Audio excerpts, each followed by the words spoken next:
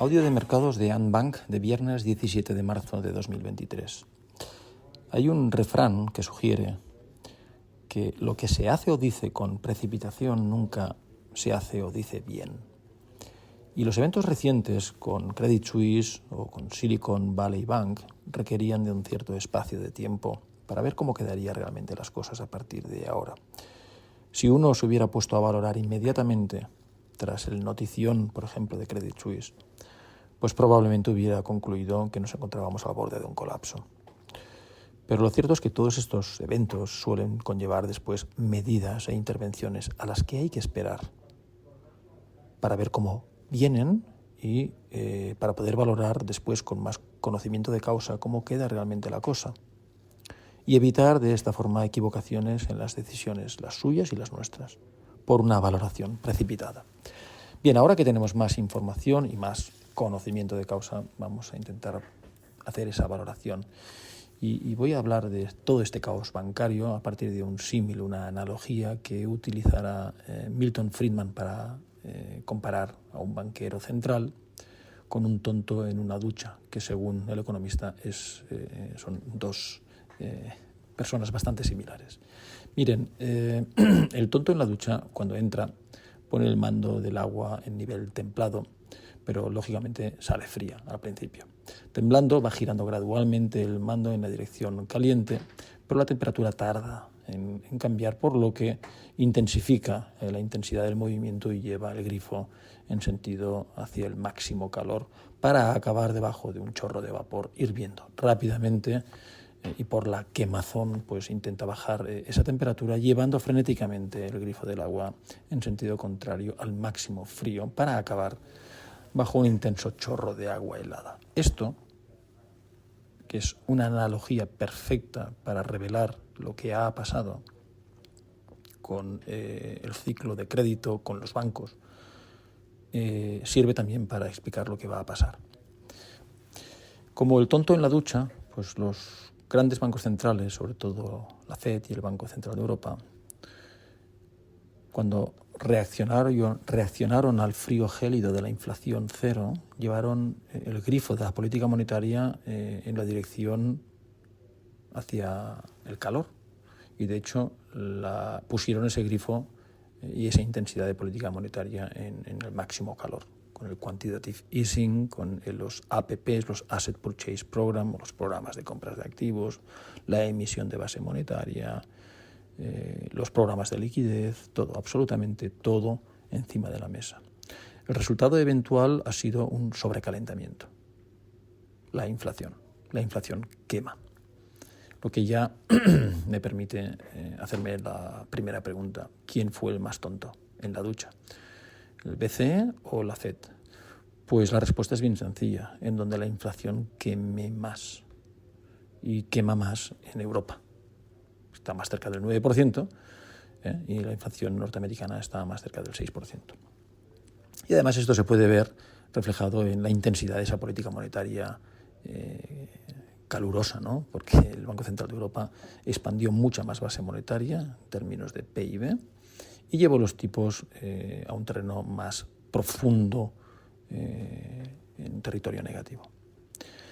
Bien, ahora que tenemos el chorro de calor en forma de inflación encima, lo que hacen los bancos centrales, como el tonto en la ducha, es girar el grifo en sentido contrario y enfriar la política monetaria con unas subidas de tipos de interés que nunca se habían visto. Por lo tanto, realmente les puedo garantizar que hemos puesto el grifo ya no da más en nivel frío. Y pues como en el símil de la ducha, el resultado es que nos encontramos ahora mismo bajo un chorro de agua gélida y los primeros en notarlo han sido los bancos. Los bancos, especialmente aquellos envueltos en prácticas, pues digamos, excesivas de su gestión del ALM, del activo y del pasivo, ¿no? Hicieron una mala gestión, es verdad, pero la hicieron invirtiendo gran parte de sus depósitos en activos sensibles a tipos de interés. Lo hicieron porque confiaron en lo que los bancos centrales les decían. ¿Se acuerdan del lower for longer? Pues eso hacía referencia a los tipos de interés, que estarían lower, más bajos, for longer, durante más tiempo de lo que todo el mundo pensaba. Claro, un banco comercial, si la autoridad le promete eso, pues no ve riesgo en hacer lo que hizo. La pregunta es, ¿y ahora qué? Bueno, pues lo observado en Estados Unidos por Silicon Valley Bank o otros como Signature Bank y muchos otros que están por venir, porque al final en Estados Unidos, y a diferencia de Europa, aquí sí que Europa está en una situación más favorable en términos bancarios, pero en Estados Unidos los que tienen un volumen de balance inferior, no sé si 250.000 o 300.000 millones, pues parece que están sometidos a unas condiciones algo más laxas, lo que les permite hacer esto que les acabo de decir, esta gestión más laxa de su balance, ¿no? Tomar más riesgos en su balance, con más activos sensibles a tipos de interés y, por tanto, más vulnerables a las subidas de tipos de interés. El problema es que más del 90% de los bancos son de este tipo. Por tanto, estamos hablando de que el 90% de los bancos ahora probablemente estén con serios problemas derivados de la política monetaria fría de la Fed. Lo que quiero decir es que si el señor Powell sigue endureciendo la política monetaria, vamos a ver bastantes más Silicon Valley Bank y, por tanto, volveríamos de alguna manera a tener que rescatar al sistema. Bueno, para no perder el hilo, lo que ha pasado con estos bancos y lo que previsiblemente está pasando ya, aunque no lo hayamos visto, con muchos otros bancos en Estados Unidos, con serios problemas de valoración de activos, fruto de esta política de endurecimiento monetario, pues lo que provoca es que va a haber una reparación de balances, necesitan fortalecer su balance, ser transparente para evitar ese efecto contagio, ¿no? Y para volver a generar la confianza. Oye, lo que ha pasado con Silicon Valley a mí no me puede pasar. Por eso, ese proceso de fortalecimiento de balance y esa transparencia de todos estos bancos pues es altamente recesivo y deflacionista. La condición necesaria y suficiente, en mi opinión, para desencadenar los efectos deseables que todo analista quería, ¿no? Es enfriar la economía sin necesidad de llevar un terminal rate a un nivel letal para el valor de los activos o el valor de la bolsa. Cuanto más alto es el terminal rate, más sufre la bolsa y más sufren los bonos. Cuanto más alto es el terminal rate, más probabilidad de volver a repetir un 2022.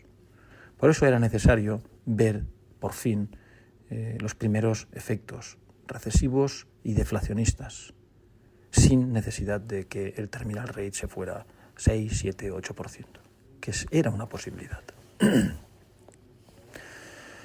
Por tanto, la primera conclusión para Estados Unidos es que, por fin, ahora sí, podemos decir que el terminal rate está más cerca. Y si eso es así, el turning point también está más cerca. Ojo, la recesión también. Pero el punto de giro de los mercados hacia arriba, de una forma definitiva, también está más cerca. No inmediato, no me malinterpreten.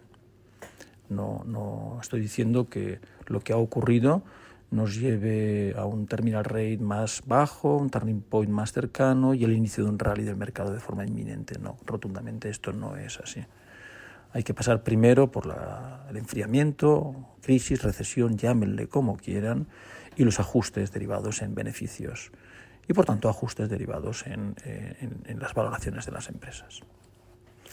Fíjense, hasta ahora yo no podía decir que esto era así y situaba ese terminal rate por arriba del consenso, porque teníamos un índice de condiciones financieras, Bloomberg, el Bloomberg Financial Conditions, que venía rebotando, estaba en terreno positivo. Y por tanto hacía que fuera altamente improbable cualquier posibilidad de recesión. Con un Bloomberg Financial Conditions rebotando, pues la verdad es que todo eso era proclive a que continuase generándose crédito, por lo tanto ciclo, actividad y inflación. Y eso situaba a una Fed pues, en un punto en el que tenía que seguir trabajando, subiendo los tipos de interés. Ahora, con lo que ha pasado con los bancos, rápidamente se han enfriado las condiciones financieras genuinas, de forma genuina, y esto se puede ver pues, con los componentes de nuestro propio índice de condiciones financieras, que ahora claramente ya no son proclives al crédito, sino más bien al contrario, al enfriamiento económico, a la recesión y al control de la inflación. Es por eso que digo que es un poderoso driver deflacionista, ¿vale? Que no se va a ver inmediatamente en los datos de inflación, pero probablemente ya esté en marcha. ¿Cuáles son esas medidas que nosotros vemos, ¿no? Pues primero, el nivel de las tasas hipotecarias o el nivel de las TIRES o de las tasas en general, que es el coste de capital. Sube, está muy alto. Lo que significa que se está acercando rápidamente al retorno del capital. Por tanto, cuando esa diferencia entre el costo del capital y el retorno del capital se estrecha, pues cobra menos sentido tomar prestado para financiar un ciclo de inversión. Eso frena la economía. La oferta monetaria es el segundo factor. No solo no crece, no solo no crece por debajo del PIB, sino que va en dirección contraria, es decir, crece por debajo del PIB nominal y va en dirección contraria, es decir, decrece. Y esto claramente también es un driver poderoso de control de la inflación. Las métricas de vitalidad bancaria. Recientemente, estos bancos que venían cargando sus activos con títulos sensibles a tipos de interés, a medida que la FED sube tipos de interés, pues sufren. Se encuentran con muchos vientos de cara en contra en la valoración de sus activos, ¿no? Entonces hay un mismatch de pasivos y activos y pues, es necesario hacer un rescate o por lo menos inyecciones de liquidez. Sea como fuere, ahora estos tipos lo que tienen que hacer es pues, reforzar sus balances y esto es altamente recesivo, ¿no? El housing affordability se ha deteriorado en los últimos 12 meses, ¿no? Significa que las familias, muchas de ellas, están en economías de guerra, ¿no? Porque ahora pues la factura financiera, coste de su hipoteca, coste del crédito del coche, de los estudios, pues todo esto les han quitado entre 500 y 800 dólares al mes por familia, igual en Europa. Eso significa que ese padre o madre, cuando llega a casa ese viernes, dice, chicos, economía de guerra. Y eso es altamente desinflacionista, ¿no? La pendiente invertida, que es un elemento que pues, muchos defienden, ¿no? Que es la antesala de una recesión. La verdad es que la pendiente invertida desalienta a los bancos a tomar prestado a corto y a invertir a largo. Y también alienta al inversor individual, a nosotros, a aparcar nuestros ahorros en un instrumento relativamente seguro y a corto, en vez de colocar nuestro dinero en inversión a largo plazo, que es lo que quieren los empresarios. Oiga, déjeme usted dinero a largo plazo para que yo pueda, con mayor tranquilidad y visibilidad, pues invertir en activos de capital de mi propia empresa. Bueno, esto se corta con la pendiente invertida y se corta, por lo tanto, un canal cíclico. Por tanto, estamos en el anticiclo, ¿no? También nuestro indicador de condiciones financieras mide la intensidad en el cambio de la tasa de mercado monetario, el Euribor o el Libor. Esto venía subiendo con una verticalidad pasmosa y esto genera algo muy interesante, que es que como los bancos a priori se resisten a retribuir los depósitos, pues hay un movimiento de depósito a instrumento de mercado monetario, un típico fondo de mercado monetario. Y cuando eso ocurre, cuando pasas de depo a un vehículo de mercado monetario, se congela la velocidad del dinero automáticamente. ¿Por qué? Porque el depósito está en balance del banco y se puede ser utilizado para prestar. Entonces se mantiene el ciclo de crédito y de inversión. Pero cuando va a un mercado monetario, amigo, eso ya es diferente, queda congelado, ¿no? Bien, poniendo todo esto en orden, y para acabar con Estados Unidos, llego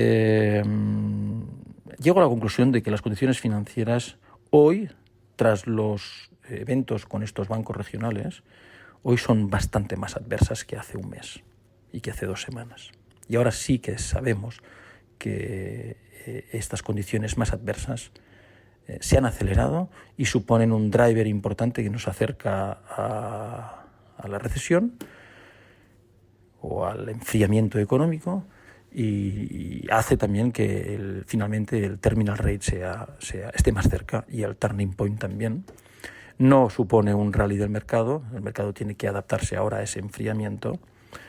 Significa que todavía estamos ante un entorno de mercado complejo, ¿vale? No podemos decir que todo se ha acabado, pero es un paso hacia adelante, ¿vale? Nos situamos más cerca de ese rebote de larga duración. Europa. Bien, en Europa hay que hablar de Credit Suisse y del Banco Central.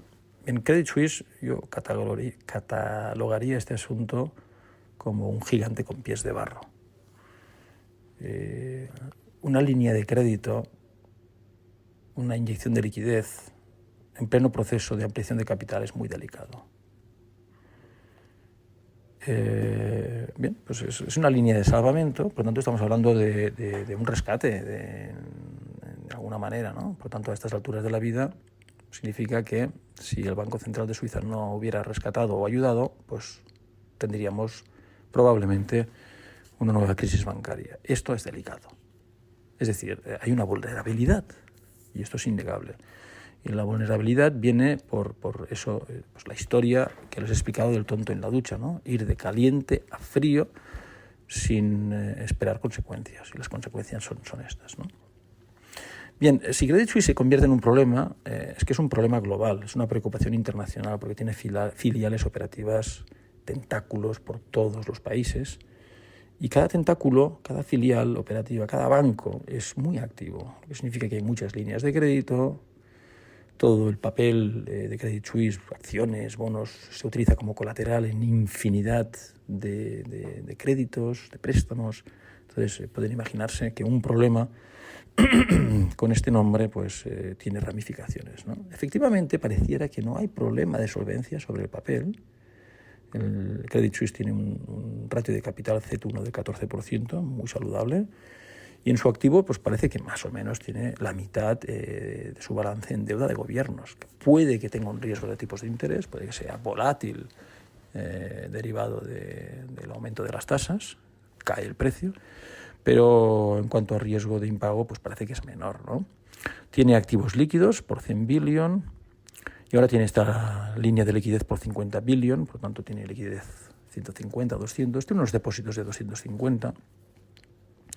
Pues desde este punto de vista pues parece que no hubieran grandes o mayores problemas. ¿Dónde está entonces el problema? Bueno, pues parece ser, y es muy delicado hablar de un banco, sobre todo de un gran banco, cuando se habla desde otro banco. Pero bueno, no sé exactamente cuál es el problema, pero si hay ampliaciones de capital significa que hay write-downs, ¿no?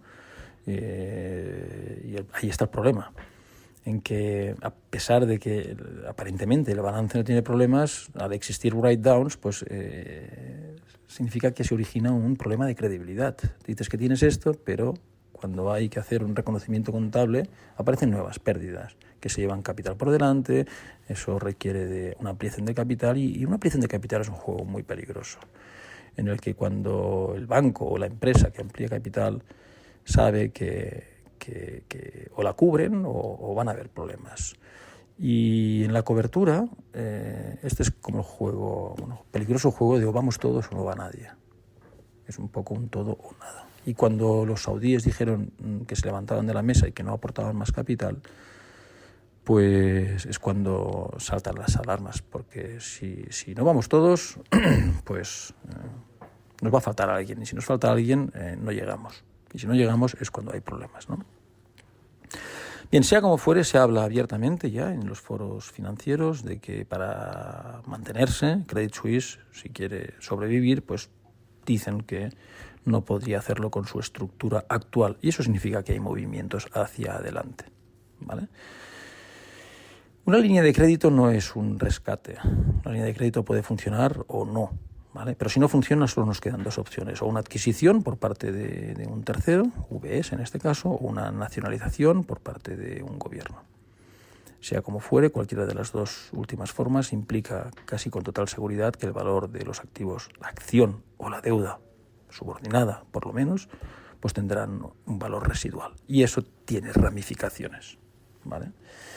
Y por último, bueno, pues si tiene que haber un rescate, finalmente, que no lo sé si va a tener que haber, Pero si hay un rescate, pues eso pues nos lleva de nuevo a la cuestión del dilema moral. Con dinero público de los contribuyentes rescatamos un negocio privado.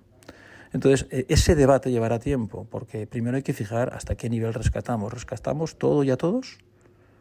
¿O hay agentes accionistas que no hay que rescatarlos? Bueno, todo eso es un debate que llevará semanas, o llevaría semanas, y por lo tanto durante ese tiempo pues probablemente hayan turbulencias. Y he dicho que para hablar de Europa, además de Credit Suisse, hay que hablar del Banco Central de Europa, porque están absolutamente relacionados un asunto con otro. ¿Por qué?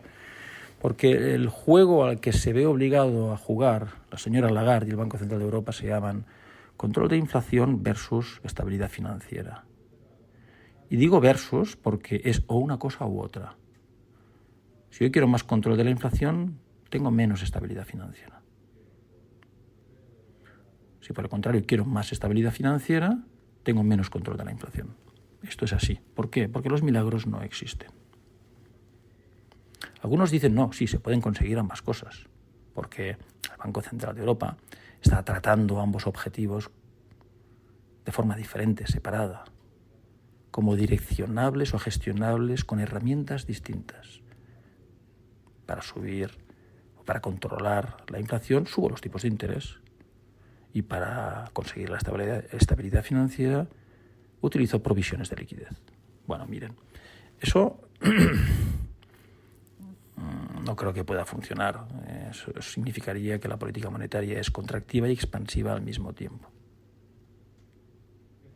Y para mí, los dos objetivos, control de la inflación y la estabilidad financiera, son las dos caras de una misma moneda. ¿Y qué ocurre cuando tiramos una moneda al aire y cae al suelo? Solo vemos una cara. Significa que tenemos una cosa y no la otra. Entonces lo que hay que preguntarse es qué va a buscar primero el Banco Central de Europa. ¿Cuál de los dos objetivos? ¿Inflación bajo control o estabilidad financiera? Vuelvo a repetir, ambas cosas, nos guste o no, es imposible.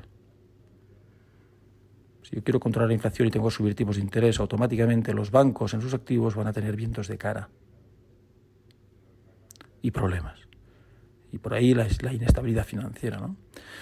Por tanto, hay que preguntar qué va a pasar en Europa, qué va a pasar con la estabilidad financiera o con la inflación. Pues para ello hay que preguntarse qué busca el Banco Central de Europa, cuál va a ser su primer objetivo. Y para ello debo utilizar la primera frase del press release, ¿no? de la nota de prensa que ha publicado el Banco Central de Europa. Y dice, inflation is projected to remain too high for too long. La inflación se proyecta que va a permanecer alta durante mucho tiempo. Primera frase de la nota de prensa. Por lo tanto, la primera prioridad sigue siendo controlar las presiones inflacionistas. De hecho, Lagarde dijo algo que me dejó un poco sorprendido. Dijo, solo me detendrá en la subida de tipos de interés o bien una desaceleración marcada de los precios o bien el desencadenamiento de una crisis financiera. De facto, lo que me está diciendo es que eso es una posibilidad real. De hecho, lo que creo es que tendremos las dos cosas, ¿no? El tensionamiento financiero que hará el trabajo como driver recesivo y deflacionista, ¿vale? Pero sí, es una posibilidad que tengamos ese tensionamiento financiero. En positivo, la abstención del Banco Central de Europa de dar un forward guidance y el focus de Lagarde de centrarse en la velocidad de la transmisión. Todo eso sugiere que el Banco Central de Europa será cauto a partir de ahora en el tightening adicional. Es decir, resumen, esta subida no es la última, pero sí será algo más cauta el Banco Central de Europa en el futuro. A diferencia de Estados Unidos, en donde he dicho que el terminal rate está más cerca, en Europa no puedo decir lo mismo. Será más cauta, pero como el objetivo sigue siendo el que es, a tenor de esta primera frase que ha dicho en su nota de prensa, seguirá subiendo. Por lo tanto, estamos todavía, me parece, lejos. En positivo también, bueno, aquí entonces la pregunta es ¿y para cuándo el terminal rate en Europa y para cuándo el turning point, la primera bajada de tipos de interés? Aquí está algo más lejos que en Estados Unidos. En positivo, el precio de la energía ha caído fuerte y ha permitido al Banco Central de Europa rebajar su proyección de inflación 2023 desde el 6,3 al 5,3. Por contra, y como nota negativa, la inflación subyacente, la core, prevista por el BCE, ha sido aumentada desde el 4,2 al 4,6 y eso significa una preocupación. La inflación core es oficialmente pegajosa, eso que llaman los ingleses sticky. Y estoy de acuerdo, la inflación salarial continúa acelerándose y continuará alta y hay una cierta habilidad también del sector empresarial para pasar costes al consumidor. Sí, la inflación subyacente, por lo tanto, seguirá alta, me temo que por bastante tiempo. Entonces, no veremos el terminal rate ni el turning point hasta que la inflación subyacente se dirija de forma clara hacia el 2%. Y esto está lejos. Y debe ser así. El BCE debe seguir subiendo porque los efectos deseados sobre el control de la inflación no son inmediatos. Fíjense, Suecia está más adelantada que Europa, ya está en contracción de PIB, pero está viendo aceleración de la inflación sin energía al 9,3, desde el 8,7. Es decir, no es inmediato, no es rápido, lo que obliga a mantener esas políticas. ¿Recesión sí o no en Europa? ¿Y mercados financieros sí o no? Miren, Lagarde habló de esto de forma indirecta sobre la recesión al decir que la transmisión de política monetaria está siendo rápida a través del canal de crédito. Al parecer se han sorprendido ellos mismos al ver cómo su endurecimiento monetario en forma de aumento de tipos de interés está impactando en los ritmos de crédito. De hecho, hay bancos en Europa que llevan meses sin dar un crédito. Entonces, ¿para cuándo? Bueno, claro, esto es altamente recesivo, ¿no? Bueno, pues a medida que el tightening continúa, vamos a tener que la banca acumulará esos vientos en contra en el valor de sus activos, en libros, son problemas en el mismatch de activos y pasivos. Puede que por ahí, ante esos problemas, veamos ayudas de liquidez, también una sensación de sacudida, de peligro, y eso generaría algo de estrés en el sistema financiero. He dicho antes que eso o una cosa o la otra en este juego. Y como el objetivo es controlar la inflación, pues va a ser necesario generar esa sensación de inestabilidad financiera. En ese estrés del sistema financiero, pues los bancos se tornan más cautos, estrechando aún más las condiciones financieras, endureciéndolas, agravando los efectos de la política monetaria, acelerando la transmisión de ese endurecimiento, y eso nos acerca a la recesión y al enfriamiento de la economía, llámenle como quieran. Y ese es el entorno, es un entorno en donde seguiremos subiendo tipos de interés, estrés financiero y nos acercamos a la recesión. Por lo tanto, ustedes mismos no pueden valorar si es un buen o un mal entorno para los mercados financieros. Yo creo que es un entorno duro para los mercados financieros, lo que significa que no me encuentro del todo cómodo con las valoraciones actuales. Y para acabar, sobre el sector bancario, sobre si estamos a las puertas de una crisis. Bueno, miren, hoy el sector bancario está en una posición de relativa fortaleza. En el último trimestre del 2022, los márgenes por intereses promedios estaban en el 1,8%, cerca del 2%. Es el nivel más alto desde 2011, ¿vale? Por lo tanto, estamos mejor desde ese punto de vista de profitability, ¿no? Y, por supuesto, en términos de capitalización, tras una década de regulación draconiana, pues el sector tenemos un cojín de capitalización muy superior al del pasado. ¿Significa eso que está fuera de peligro? No. De hecho, ya les he avanzado que habrá estrés financiero en la medida que sigan subiendo tipos de interés, que es lo que debe hacer el BCE, ¿no? ¿Por qué? Porque estamos en el juego del control de la inflación versus la estabilidad financiera, que no está resuelto. Este juego no está resuelto y hasta que no lo esté, el entorno sigue siendo complejo. Para acabar, queda el tema geopolítico, cómo se está reconfigurando el mundo con ese alineamiento evidente e indisimulado de todos los países autocráticos, vamos a llamarlo así, Rusia, Irán, Arabia Saudita, China. El problema es que son dominadores del mundo, del mercado mundial de las materias primas.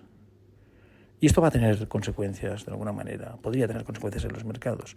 Pero de todo esto hablaré en la próxima nota de mercados, que probablemente sea la semana que viene. Esto es todo por mi parte. Muchas gracias y hasta la próxima.